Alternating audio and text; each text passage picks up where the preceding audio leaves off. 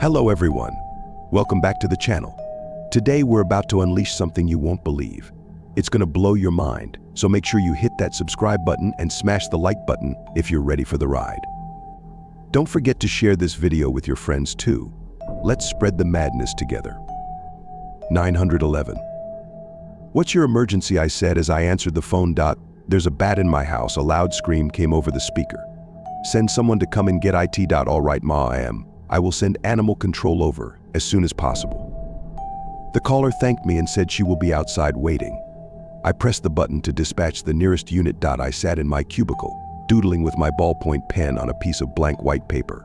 Being a dispatcher isn't always easy, especially in the middle of nowhere, Montana, with a population of 500. We get random calls about bobcats, bison, and bears coming in the front yards, teenagers prank calling because they are bored, and of course the regular hunting emergencies. But all of this is few and far between.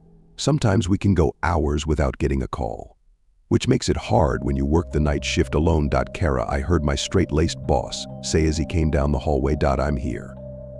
I yelled back, still doodling on the white paper. I could hear his staggered footsteps coming my direction. Oh, hey, he said, popping his head around the corner. I'm leaving. Do you need anything before I go? I think I'm good. I held up my now cold coffee. I'll turn off the rest of the lights then. Have a great night. I heard the sound of the lights turning off down the hallway. It's those fluorescent lights that make a buzzing sound whenever you're under them. I hate when they get turned off. Everything gets so silent. Being in this building at night all by yourself, the imagination can get the best of you. I sat at my desk looking at the 7 computer screens. On one screen, I could see exactly where the emergency responders are located at any given moment. I started memorizing the street names that in our designated area. At this time, nothing was going on. It had been a very quiet night. Taking a sip of my cold coffee, I started jotting down my grocery list for the next day. At this point, the coffee was only doing so much to keep me awake at 1 a.m. I asked out loud. I wrote down that I needed chicken, vegetables, toilet paper, wine, multiple bottles of wine. I finished making my list, folding it into my jeans pocket. A beeping sound started coming through my headphones, meaning someone was calling in. I looked up as a name and number flashed on the screen in front of me. 911.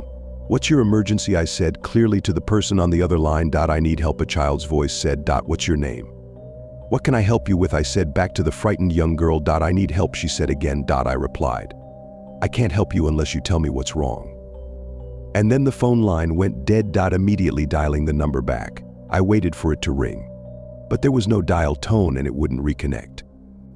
I decided to call one of the responding officers to check it out. Jenkins, I need you to respond to 5689 Hickory Valley Road. There could be a possible leak.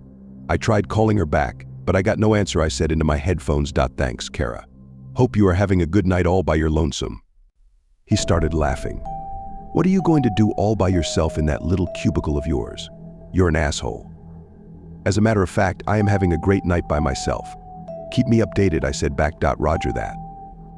I sat back in my chair looking at the right-hand screen. A red dot started moving slowly towards the area where the young girl called from. Watching as it got closer and closer, I wondered if she was okay. Then the dot just stopped. This usually means the responding officer got to the location or close to it. Our map shows streets, but it doesn't pinpoint the exact spot. Waiting for Jenkins to call me back, I took another sip of coffee. I watched the clock as it slowly passed second by second, minute by minute. I was about to ring him back when the computers lit. UP.911 dispatch.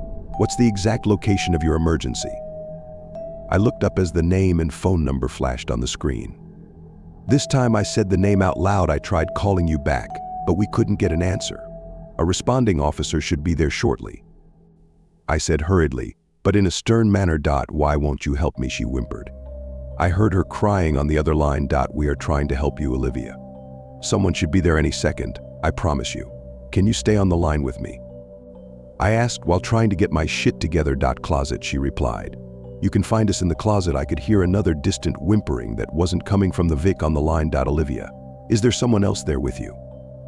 My heart felt like it was going to fall out of my chest. I have to go. He'll hear me, she cried out. Who will hear you, Olivia? I managed to ask, a moment before the phone went dead again. I looked on the map and noticed Jenkins' spot had not moved. Growing concerned, I called him back. The phone rang and rang. Finally, he answered. Jenkins, he said with authority. Oh, thank God. I took a second to catch my breath. My heart was pounding a mile per minute. What, Kara? You can't handle being in that place by yourself. You have to call me all the time. He tried to make a joke, but soon realized I wasn't playing around. What's going on? Are you okay?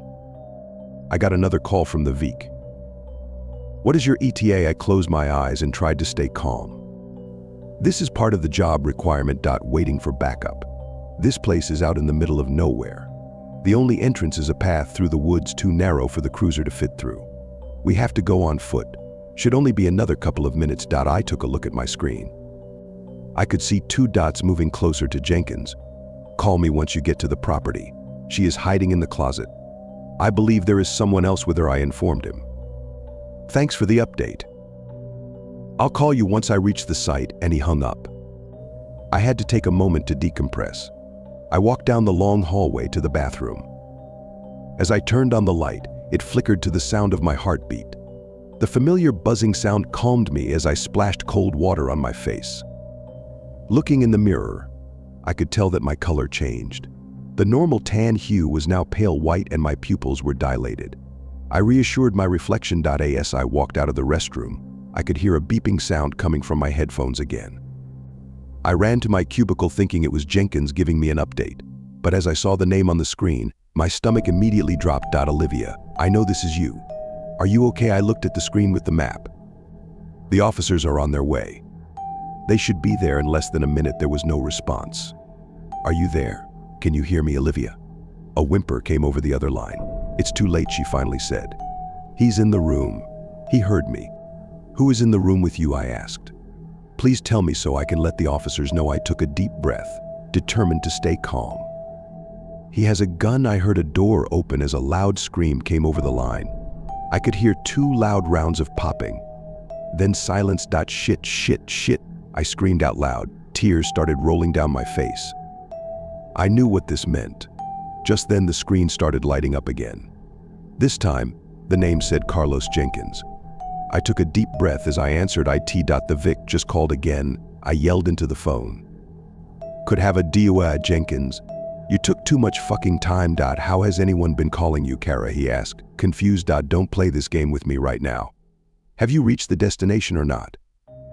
I looked at the screen in front of me. We reached the cabin. About a mile off the main road. I hate to tell you this, but everyone is gone. There was silence on his end. Shit, I responded, rubbing my face. The skin began to get hot from anger. But I don't understand how anybody could have called you tonight, Jenkins said. I looked up from my desk confused. What do you mean? We found 3 sets of skeletal remains. One was a male adult, presumed to be the father, and 2 young girls. The remains have to be at least 12 months old. My chest grew tight, and the room started spinning. I was about to pass out. The weird thing is, Jenkins continued, we found the 2 female skeletons in the closet, but one had a cordless phone in their hand, trying to get help, I guess. Credit.